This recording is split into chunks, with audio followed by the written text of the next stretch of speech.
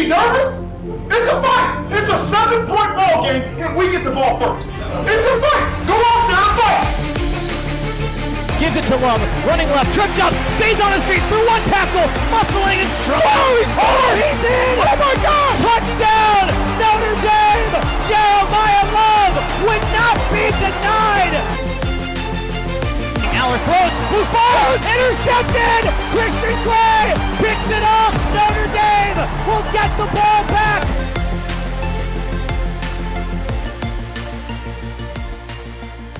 Irish Nation, it's rivalry week. We've got USC coming to town to get you ready. Hope you enjoyed our new intro song to get everyone hyped. We've had this one in the works for a few weeks, decided to hold off and wait for this matchup. It certainly got me going here. Definitely got the chills.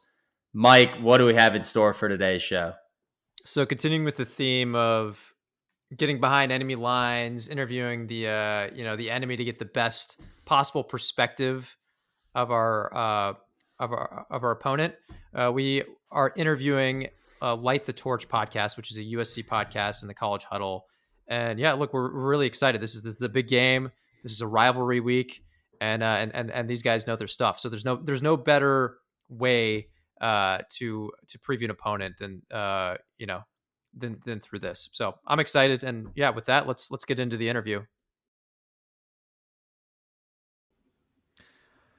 All right. We are here with our interview with Raul from Light the Torch podcast. They're another fellow podcast in the College Huddle network of podcasts that we are also in.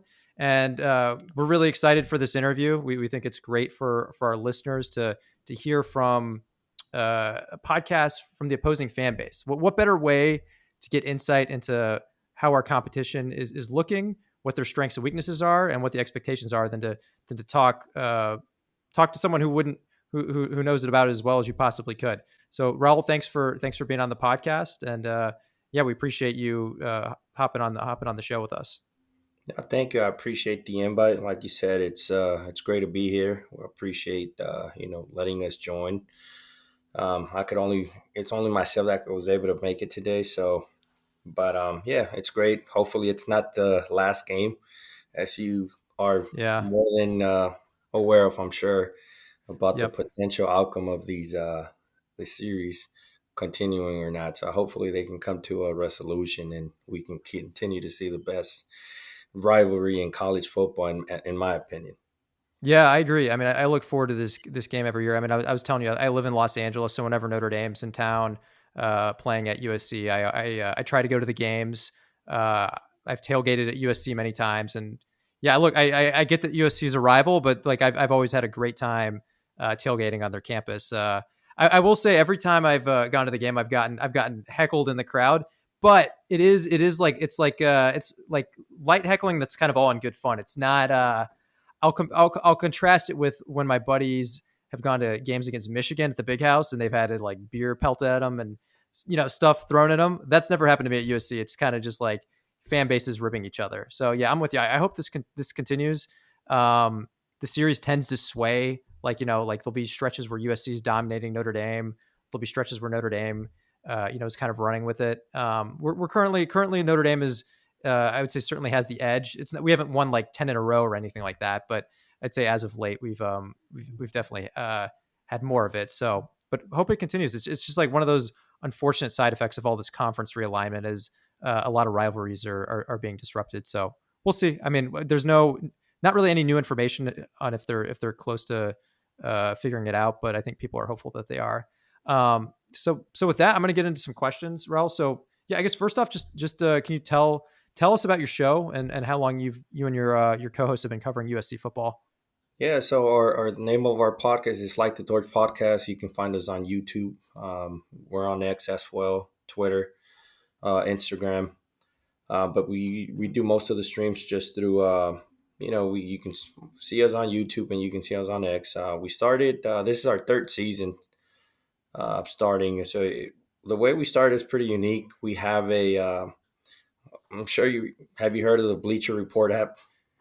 Yeah, for sure. Yeah, So we were part of the USC community. One of the guys created like a group chat with fellow USC fans. So that's how we ended up, connecting just for the love of USC football. And, from there it grew to one of the guys is like, hey, you know what? We should start a podcast. So it was like, sure, I'm up for it. So that's how the podcast started. Just from a Bleacher Report app to someone having the idea for it. And, four of us were like, oh, yeah, I'm open for it. That's how I started, third season in. And it's been a blast since then. So it's myself, Brandon Jones, Brandon Yamamoto, and then Gunnar Atterbury. Those are the four of us from Light the Torch. Yeah. And you guys put out great stuff. You guys are very knowledgeable. I think it's, there's a reason you guys are part of the College Huddle network of podcasts. They're selective about the podcast that they invite in. So I guess now moving more into USC's team this year. So I'll start with the offense because that seems like that's the headline as it has been for many years. So the USC offense is just buzzing this year. Number one offense in the country by many metrics. Obviously, Jaden Maeva, Malachi Lemon, those are the guys who are getting a lot of the attention. But I'm curious, just like from your perspective, overall, what's making this offense hum so well? And then on a related note, Maeva, so far he looks improved. It's, we're halfway through the season, but, I think like versus last year, he would definitely flash at times, but then he would have lapses periodically, like most notably against Notre Dame at the end of the Notre Dame game last year. So I guess on a related note is where have you seen growth from Maeva as a quarterback this year? I mean, Jaden, last year he stepped into a very tough situation with Miller Moss being the starting quarterback. Then Jaden got thrown into the fire. He didn't really get to have build a relationship or a connection with his wide receivers. So, he he went in a very tough environment, right? He didn't get a chance to really work with Lincoln Riley and, study the playbook. So I believe, that the play calling was limited because of him not knowing the full entire playbook. This season he got a full off season, to be able to work side by side with Lincoln Riley. And I think that was a huge moment of growth for him. He better understands the playbook. He connects better with Lincoln Riley and, he has a full playbook to play with now. Right. So I think that's a big key of the reason why he's grown so much from last year. Lincoln Riley, he's probably known, as you guys know, he's a QB whisperer. At least that's what people call him. And, he's got the resume to do it. And, he's proven it with Jaden this year. He's taken a huge step. I think the biggest growth from Jaden from last year is just the mental part of the game. I think the game has slowed down for him. And now he's having less of those mental lapses, like you mentioned, that he experienced last year. I think the game is just slowed down for him, and he's not, making those big mistakes as he was doing last year. Yep. I mean, that's what it looks like to me. And then, not surprising that as you see tremendous growth from your quarterback, the passing game, is operating at a very high level. And USC always has great wide receivers.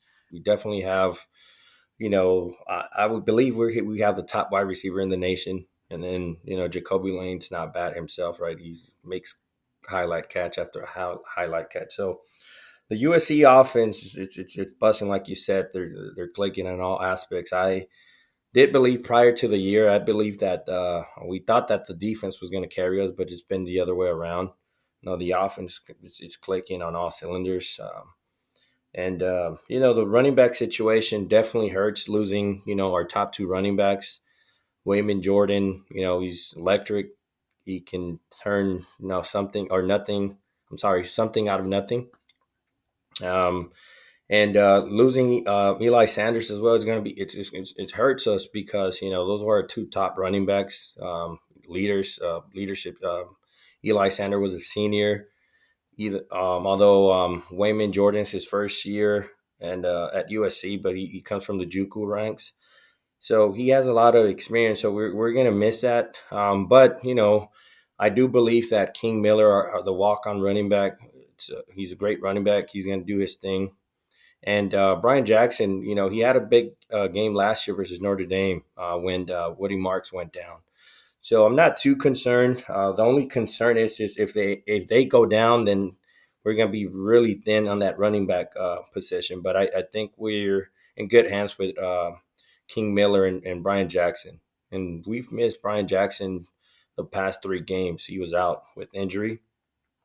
We could have used him with the Illinois game. And yeah, I mean, there's not a lot of level of concern in terms of production. It's more, hopefully they don't get injured, because if they do, then at that point we're going to be really thin. Yeah. No, I mean, it seemed like the running game, even with those injuries, didn't skip a beat last week. I guess moving to the other side of the ball, and this is the area that's more of I would imagine is more of a concern for USC, and that's the defense. So like I said, continues to be the weaker point of the team. I guess, like, overall though, what is your perspective on the defense? How do you think it's holding up overall? I think we have a very underrated defense, and especially the D line. Because of the Illinois game, I feel like people started overreacting, and just by people I say some of USC fans were here like, oh, here we go again, it's the same USC, but it's not the case. I really think that this D line, it's elite. I'm not sure if you heard, but the Illinois game, a lot of our D line players, defensive players, ended up getting food poisoning. It didn't really got brought up to the media because the staff didn't want to put excuses, but the reality of it is that during that week, a lot of our players got food poisoning, and I don't believe that's the reason why we didn't look that strong that year, or that game, I mean. Yeah. But as you can see with the Michigan game, the defense was doing their thing. There was some adjustments. We went to the 4-3. We ended up playing with 3 linebackers, and it made a huge difference with the running game, with the running defense. So if the defense could do that versus Notre Dame, I like our chances. It's going to be a tough game, but I do like our chances. It's going to come down to the trenches. If the D-line could apply pressure to CJ Carr, I think, we're in a good spot. Yeah. And look, our starting center is injured, so we'll have a backup there. Our best offensive lineman has been hurt this year. I mean, so we haven't had him this entire season, but yeah, we have some injuries on the offensive line that are already stacking up. So far, they've been holding up okay, but I think as these things start to stack up more and more, you start to get a little bit concerned. So as a Notre Dame fan, hopefully, I hope that the USC pass rush and run defense on the defensive line doesn't pick up for you guys, but we'll see. It's certainly something that I'll be monitoring. Yeah, I mean, it's going to be crucial because you mentioned the weaker spot. I would say that our weak spot on the defense is the secondary, or specifically the nickel. We struggled throughout the year, and part of that is because we are young on the secondary. With the exception of Kamari Ramsey and Bishop Fitzgerald, our safeties. Everyone else is fairly young. And we lost our starting nickel prior to the season, Prophet Brown, so that hurt us. And then the next man up was going to be a true freshman, Alex Graham, and he got hurt himself. So I believe last week was his first game, if I'm not mistaken, or this game is going to be his first game back. I believe he's going to make a difference, but yeah, our secondary has struggled a little bit, and that's why our overall defense, I think that's why we're fairly similar in terms of numbers with Notre Dame, but our secondary would potentially be our weaker spot. But with us getting healthy, I think that part of the defense is also going to improve moving forward. Yeah, it's interesting. That's actually, I guess, to flip back to USC's Notre Dame's defense versus USC's offense. It's kind of a similar picture to Notre Dame. Our first couple games, our defense was not performing very well, and it was the secondary that was causing the issues. And it's interesting you mentioned the nickel, because that has been our Achilles heel this year. So if a team that has speedy, athletic slot wide receivers, those have been the players that have absolutely shredded us. And we have someone who is a solid nickel when he plays.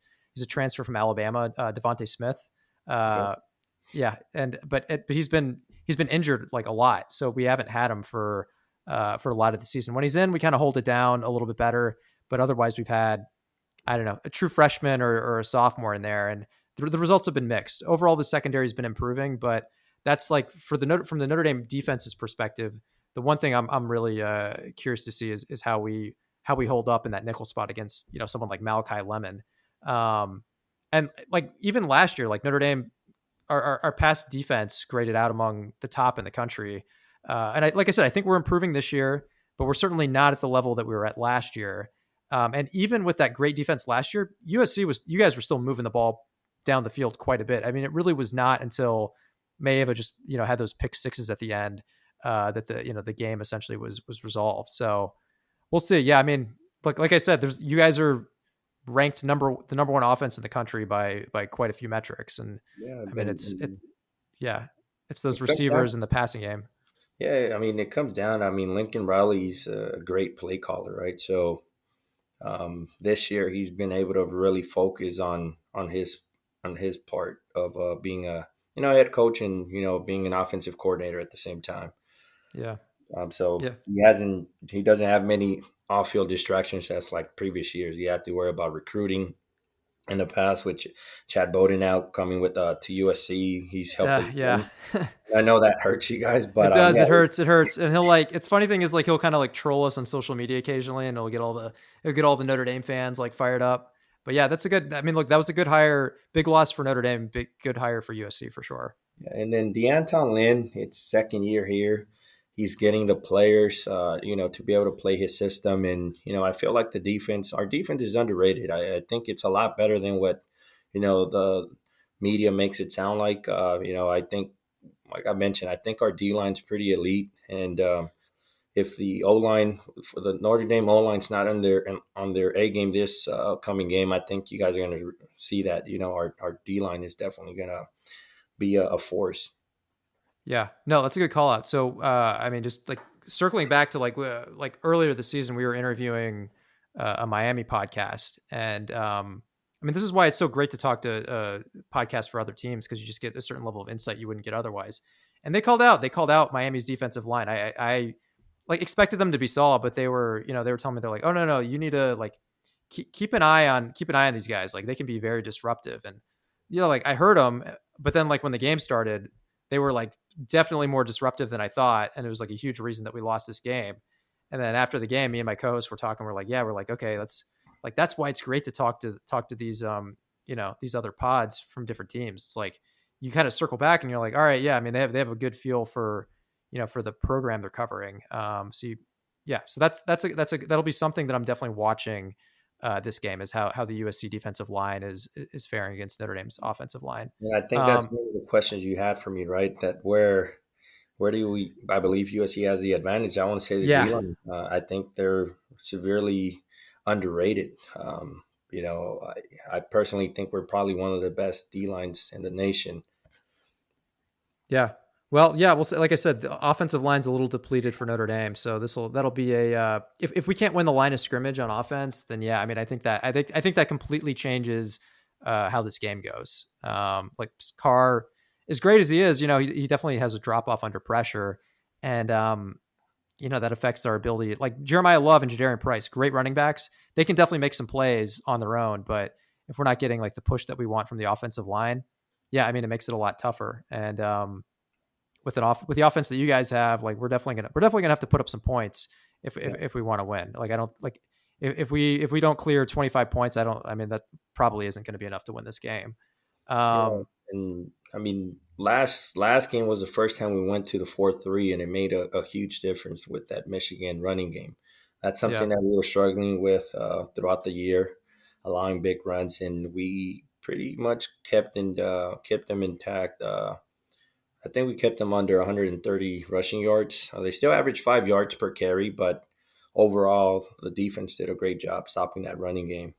And part of it is because, switching from – we went to the 4-3, so the linebackers played a hell of a game last game. So if we play the same game plan, I feel like we can potentially contain Not, yeah. I mean, we're not going to stop your guys' running backs, but I think we can contain them enough to, sneak out the win out there at South Bend.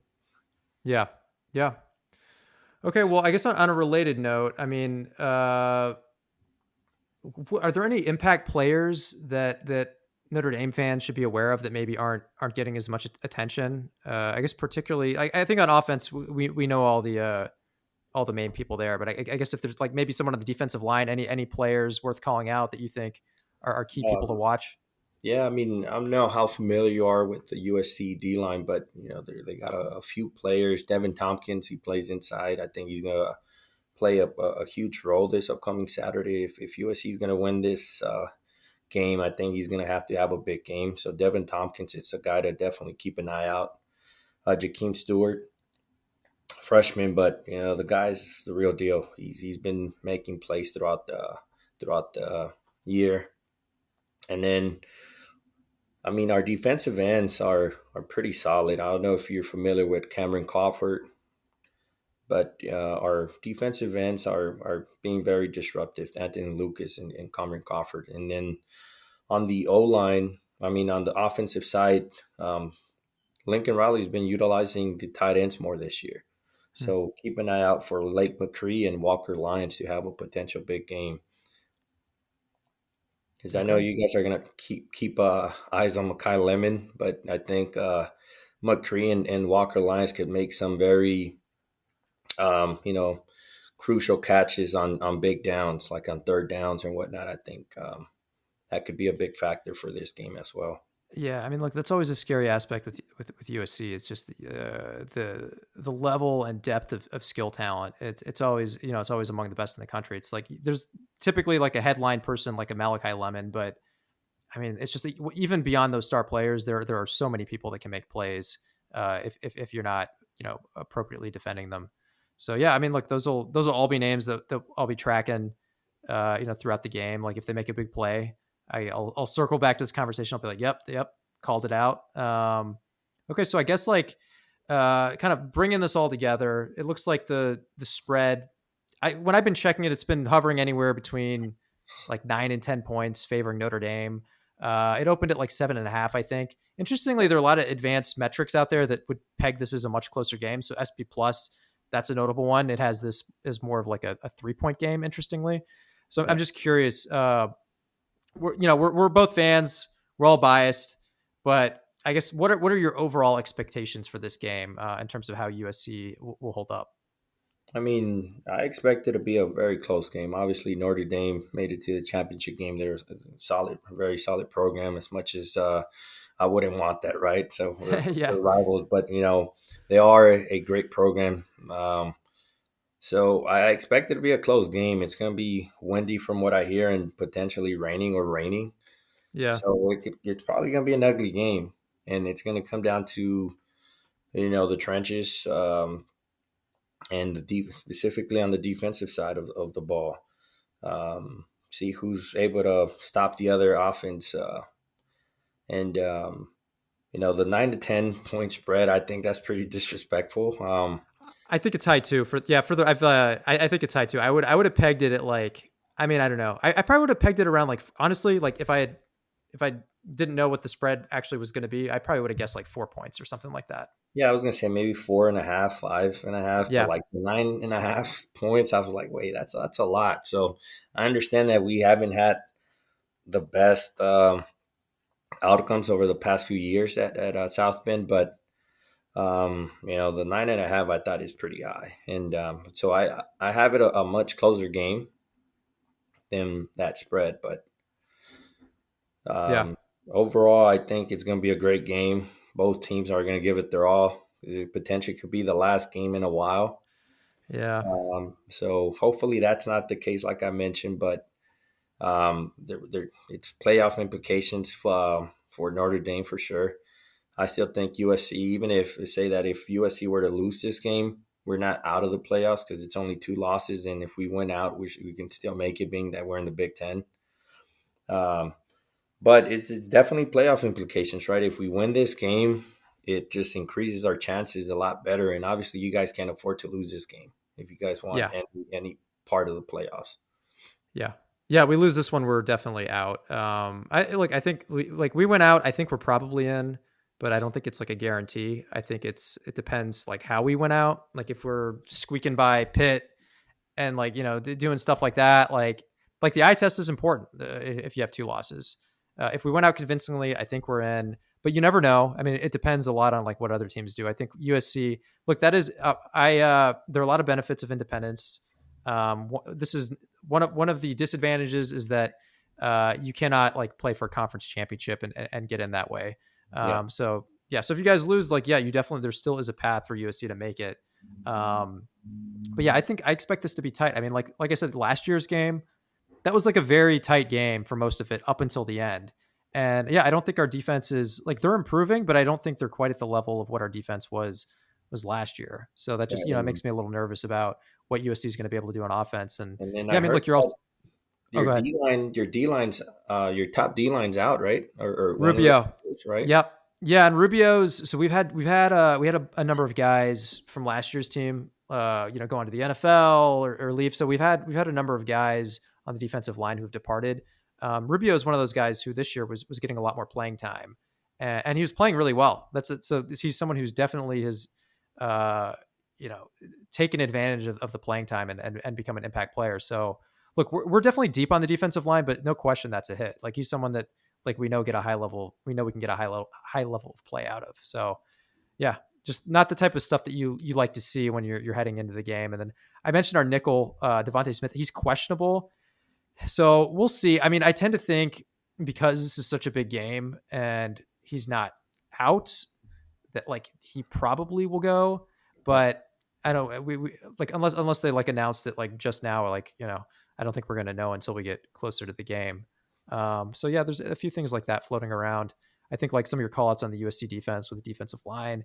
That's really interesting. That's something like I said before, I'm gonna monitor. So I mean, it's a game both teams are going to be really fired up for. Huge game, playoff implications. Like even if USC can still get in if they lose, look, I mean, you're also like this would impact seeding, right? It could be the difference between a home playoff game or having to play on the road somewhere. Correct. So it's like I said, it's a playoff implication game, so it should be a great game. I think I don't see a blowout in the making at all. I think Yeah. it'll be close. Yeah, I think so too. I guess some other questions not necessarily related to this game. I guess I'm curious, just since we're talking to the USC podcast, curious to just get your general thoughts on Lincoln Riley. So obviously he came into USC with a ton of fanfare. I mean, I remember it was like right when Brian Kelly left for for LSU. So I was texting my friends. I'm like, oh man, like okay, great. Now we're gonna enter a stretch where USC is just gonna like they're just gonna kill us for like 10 years. Like they poached Lincoln Riley and then look, Marcus Freeman has ended up probably being better than expected. Lincoln Riley has certainly had some moments that have been great, but it seems like it's been a little up and down at times. So I'm just curious, like what your overall perspective on him is, and how do you think he's being graded so far by the USC fan base? I mean, it's a mixture. As probably any fan base, it has a mixture of like what they see on a certain coach. Personally, myself, I think he's done you know, a he's taken a big leap this year in terms of some of the past mistakes he's done. Obviously, when he first came in, we were all hyped because we were getting out of the Helton era, which was probably one of the worst eras at USC football in a while.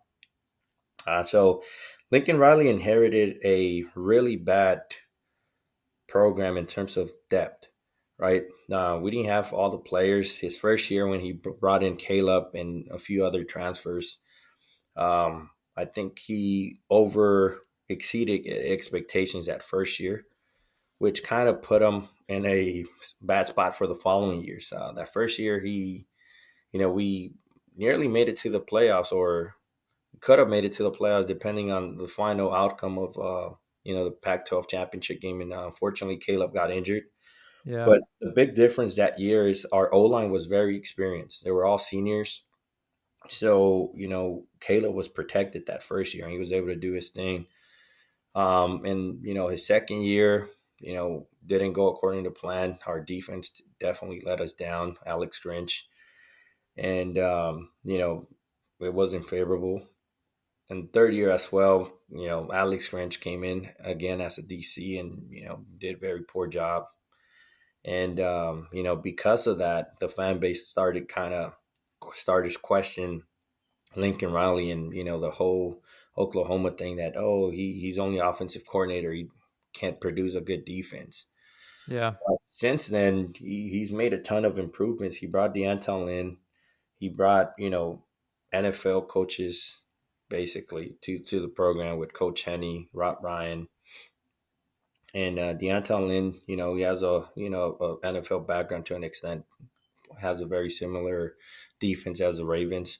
So overall, he's learned from the mistakes he's made in the past. This year, they're questioning about, oh, he's an air raid guy. He passes, and this year he's had a very balanced attack, and he sticks to the run this year, and he's very focused and motivated to improve that defense. And I think that the nation's going to start realizing that. Um, so I like what he's doing. He's learning from the mistakes he's done in the past, and I think he's progressing as a coach. And we're in a great spot, regardless of how this year ends. I do think that we have enough players to sneak into the playoffs and make a good run. But I think the USC football program is definitely trending in the right direction, and Lincoln Riley's going to be here for a while. Yeah, I tend to think if you have someone who you believe is a good coach, even if there are bumps, you should stick with them. I mean, look, Brian Kelly, not the most likable guy. I think that's putting it lightly.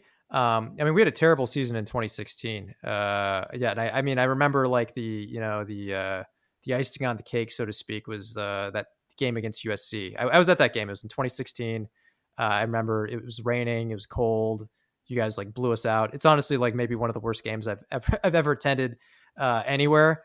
And look, so it was a bad year for Brian Kelly, but Notre Dame decided to renew him because they thought that, it's like, all right, like if there's anyone who's going to be able to turn it around, like we still think you're a good coach. You're the person who's best equipped to, kind of like, get us back on course. And it worked out well. Like then we made the playoff a couple times. Whereas like, USC tried a similar approach with Helton, but unfortunately, like it seems like Helton was not the right guy for the job. I think Riley is a really good coach, and like, yeah, I mean, and obviously his like weaker seasons are nothing close to like what it was like with Helton. But Riley seems like one of those guys. You give him enough time, like he'll have the program humming at a very high level.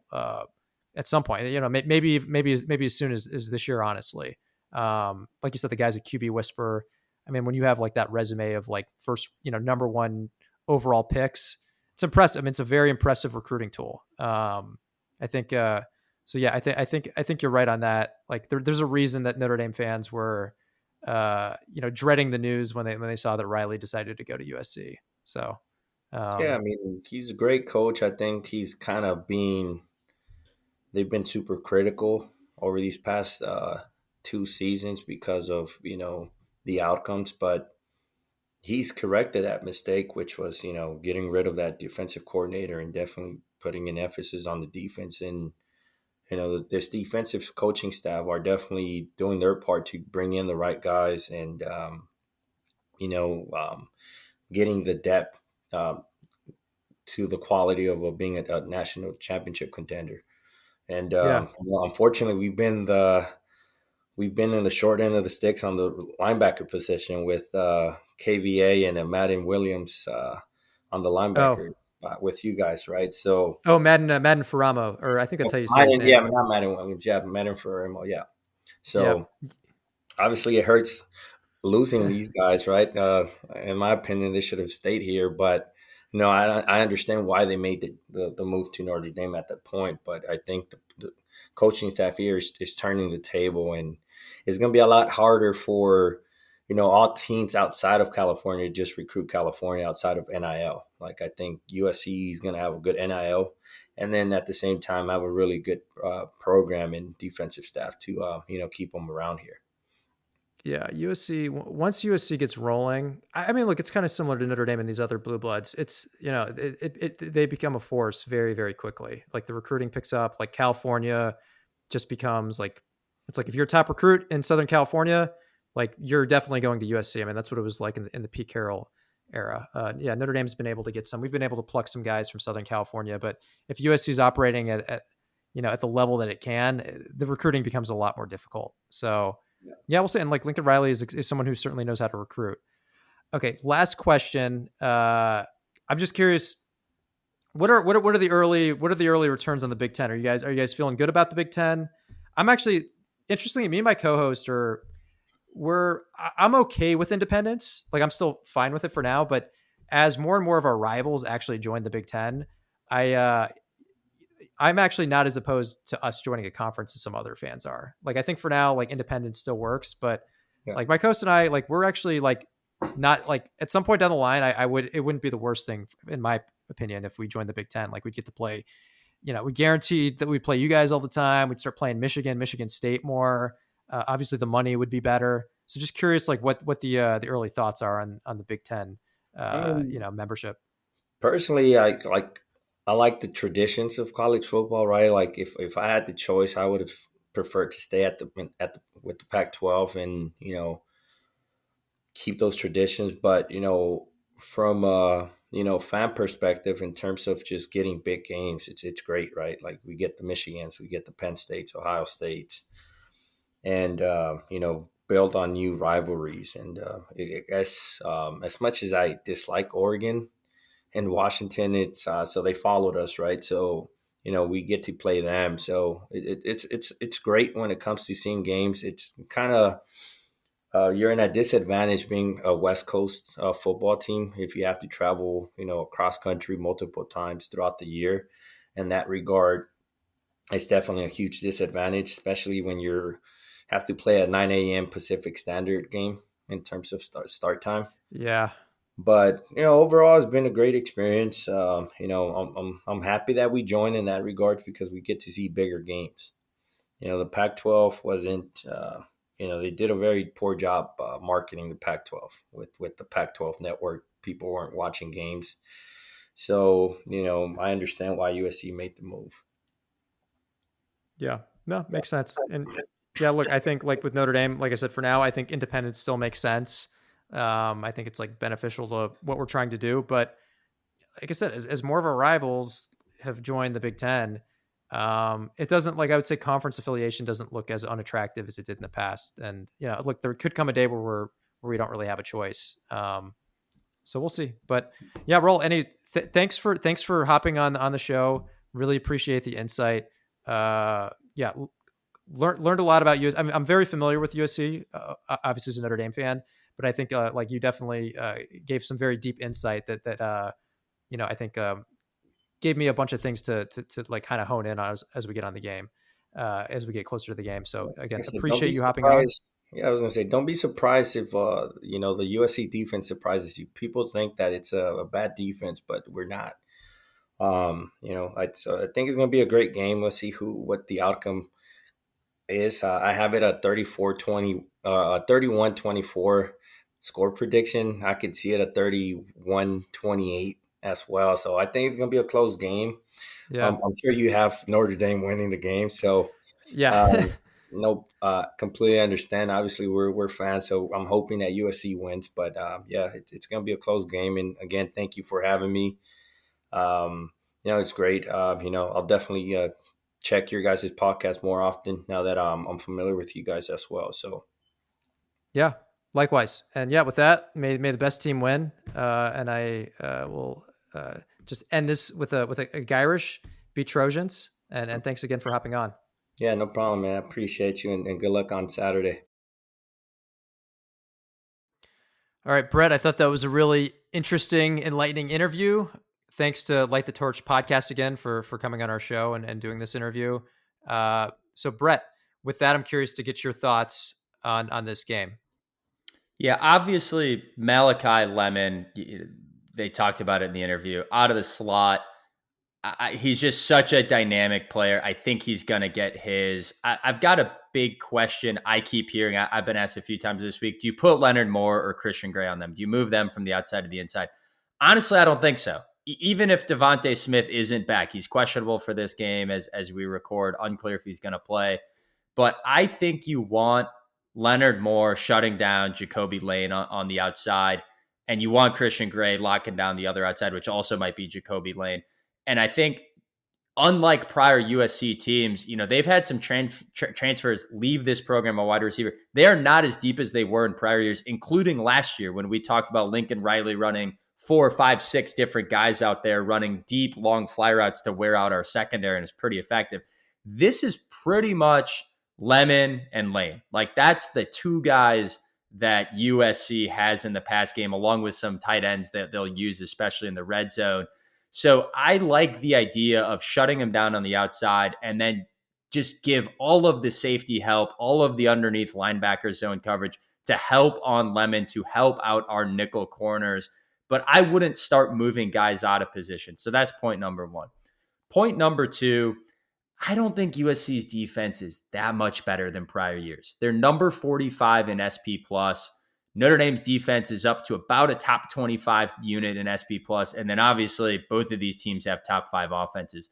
I'm always a big believer that the Achilles heel, the worst unit on either team, will show up as the Achilles heel in the game. In this case, that is USC's defense.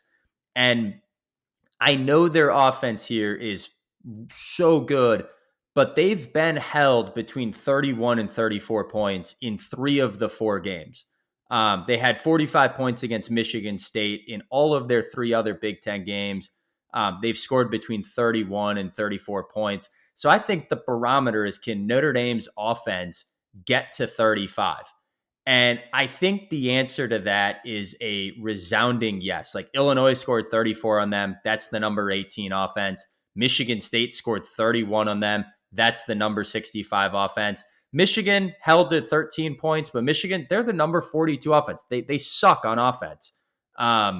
So Notre Dame is the number 4 SP plus offense, I believe can do as good or better than the likes of Illinois and Michigan State. We're just a better offense. And USC, the only top 40 offense they've played is that Illinois squad. They have not played a top 15 offense. We have played 2 top 15 offenses already. Our defense is going to be ready for this level of play. Our defense is going to be ready for this moment. I don't think USC's defense is. And I think that's the biggest advantage in this game, is just USC's defense is moving in the right direction. But it's a far cry from calling them a good above average defense at this stage of where their program is. Yeah, I'm with you on that, Brett. I think a few other things that I'm thinking about going into this game is, one, our defense has been trending upward. The nickel, that has been the Achilles heel, which is the position that's going to be covering Lemon the most. If we have Devontae Smith, if he's healthy, as of the time of recording right now, we don't know if he's healthy. He's questionable. If he plays, that helps. But even if he is healthy, Lemon is such a great player that he's still going to get his. There's no way that he's not going to make some plays. One other aspect, though, that is working against USC here is that they're really dinged up in that running back room. It's really all hands on deck. So if you look at the ability to kind of overload on certain tendencies that USC is doing, we might be able to get away with that a little bit. And especially if we have Devontae Smith, at nickel, I think that might allow us to kind of address their strengths on offense about as effectively as possible. Now, there's no getting around it. There's still, even if the running back room is dinged up, there's still a great offense. It's going to be really hard to hold them under 30 points. But I think the way this is trending, I think we're gonna hold them just a little bit under. I think somewhere around 28 points seems feasible. Now on the other side on offense, I'm totally with you, Brett. I think they haven't faced an offense like ours. Our offense has, on a play-by-play basis per a lot of advanced metrics, has been statistically dominant. And we've really, we've talked about certain things that we can do to enhance the offense. We can, pass the ball a little bit more. We can run the ball inside a little bit more. We've also just left a lot of opportunities on the table. And I think as we get further and further into the year, especially for a big game, Marcus Freeman tends to have the team really ready to go for a big game. I think we're gonna cash in more. We're not gonna leave as many of those opportunities on the table, and I think we're gonna do that this game. Now, shifting gears here a little bit, I'm gonna get into what the advanced metrics specifically say and what Vegas is saying. So SP Plus has this as a tight game. It has Notre Dame winning 33-30. So that's saying that on a neutral field, these teams are pretty much locked and dead even. Home field gives us the edge here, so we get the 3 points because we're at home. Vegas has a different perspective on it, interestingly. So the line is currently about 9. It depends where you look, but it's anywhere from 9 to 10.5 in some cases. We're seeing the most is about 9.5. It's moved around, like it opened at 7.5, but that's telling us that Vegas gives Notre Dame a more decided edge. ESPN's win predictor has us at a 69% win rate. So nice. Depending on, thank you for calling that out, Brett. So depending on like what your source is, Notre Dame has the edge anywhere from a small edge to a more decided edge. I tend to think it's somewhere between SP Plus and Vegas. The Vegas spread to me feels a little bit generous, to be honest. There's still some unknowns. There's that nickel spot that I mentioned that could be, if Devontae Smith's not playing, then that's going to be a little bit more challenging. But I do think the offense is going to be a lot for USC to handle. And I think overall, our defense is going to be able to do enough to bottle them up. So my prediction for this game is 35-28. So we keep them under 30 by a hair. And look, and I think that the defense continues to show that they're moving in the right direction. And the offense does more than enough for us to come away with a win and look in a good position heading into the bye week and the rest of the year. Yeah, so you've got us just barely not covering the Vegas spread, but still winning and what I'll call beating the SP Plus spread. Right. I've got a similar outcome, but going to be a little more aggressive. My rationale for it here, Notre Dame has beaten the SP Plus spread in 4 straight games. We are in those wins 3-1 against the final Vegas spread. I often look, though, at the opening spread here, that 7.5 point number. Notre Dame has beaten the opening spread now in 4 straight games. And the last 4 weeks, we've seen Vegas liking us more than the SP Plus model and the line shifting in our favor each week. I think that's, Vegas saying, hey, we're discounting that Miami and Texas A&M game. We are putting a premium on how CJ Carr has looked in the last few weeks. We're putting a premium on the improvement we've seen in Notre Dame's defense in the last few weeks. And we think that's the Notre Dame football team that's shown up. Hard to capture that in a model that looks at all plays, all data points the same, even if there's been improvement along the way. I think over 12 weeks, that'll start to play out in the data as you just have more data points and more sample size. Right now, I think that's more impacting the SP Plus model. So all that factored in, I've got Notre Dame winning this one 42-31. So an 11-point win, just barely covering. I've got the over hitting of 62.5, just barely. But I will say this is shootout potential. It's a high over under. I think this is going to be a high scoring game.